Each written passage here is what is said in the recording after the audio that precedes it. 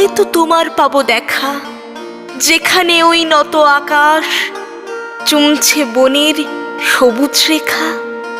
ওই সুদূরের গাঁয়ের মাঠে, আলের পথে, বিজন ঘাটে হয়তো এসে মুচকি হেসে ধরবে আমার হাতটি একা।